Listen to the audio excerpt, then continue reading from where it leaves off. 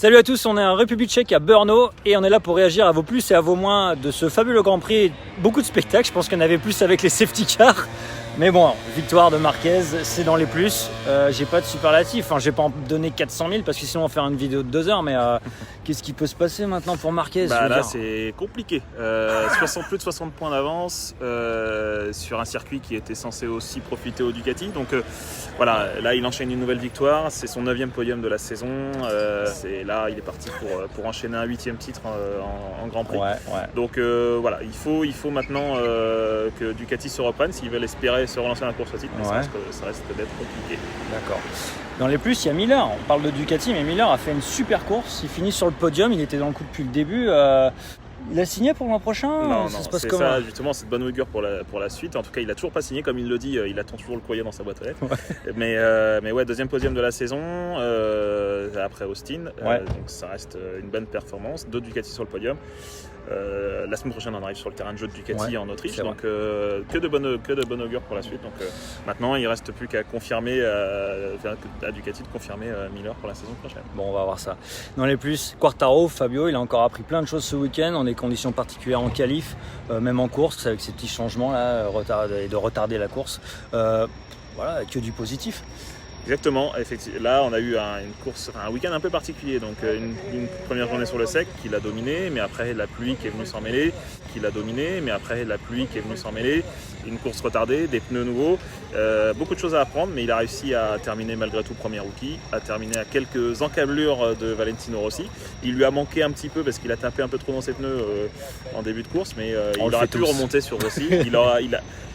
La passe d'armes qu'on attend entre lui et Rossi est toujours d'actualité, mais ça va pas tarder, on aura du spectacle. Ça devrait pas tarder. On veut du spectacle. Justement, là j'attaque les moins. Ça a été retardé cette course, ça a mis du temps. Ils auraient pu rouler sur le mouillé, non? Je sais pas, c'est quoi? On n'aura plus de course sur le mouillé? C'est quoi le délire là? Non, mais là c'était des conditions un peu particulières. C'est vrai qu'il y avait que quand on regarde les vues d'hélicoptère, le premier secteur qui était mouillé, une piste séchante. Les pilotes ont préféré, en tout cas, ont été sollicités pour cette décision. Ils ont préféré ne pas rouler dans ces conditions. C'est pas une décision qui a été prise unilatéralement. Les pilotes ont décidé également de ne pas rouler dans ces conditions. Donc pour la sécurité, je pense que c'était la meilleure chose. Je crois qu'ils avaient le temps, en fait, ils ont pris le temps pour regarder un petit épisode de la Casa del Papel. Voilà, je suis bon. Dans les moins, on a quand même Viñales, voilà, moi je comprends plus. Je te le dis, je sais plus quoi en penser, c'est comme ça. Voilà. Viñales, en fait, c'est compliqué. En tout cas, c'est compliqué pour les Yamaha. On voit qu'il leur manque encore quelque chose face au Ducati, face au Honda surtout. Il leur manque du moteur, de la vitesse de pointe. Et là, ce dont a souffert Viñales, c'est de la motricité. Ouais. Il a mis du temps également à venir doubler Bagnaia. Ouais. Et donc, du coup, ça a conditionné la suite de la course. Donc, malgré tout, Viñales termine sur le podium en Allemagne. Il a fait quelques belles prestations cette saison.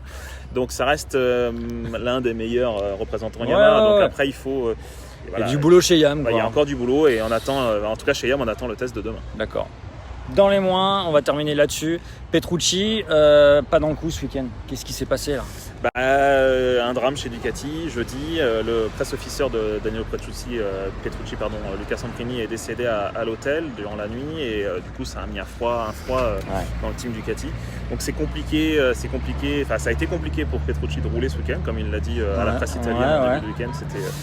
Il y a des choses plus graves dans la vie que la course. Donc, peut-être ça, mais aussi le fait que les Ducati, il leur manque encore quelque chose. On l'a vu avec Dovi pour aller chercher Marquez, même s'il l'a tenu en début de course, il leur faut encore quelque chose pour tenir. D'accord. Et on va se donner rendez-vous dès la semaine prochaine, dès le week-end prochain en Autriche. Merci à toi, Tom. Et voilà, j'ai bien dit. Merci à toi, Tom. Ouais, je crois. Ouais. Allez, salut à tous. Bisous. Ciao.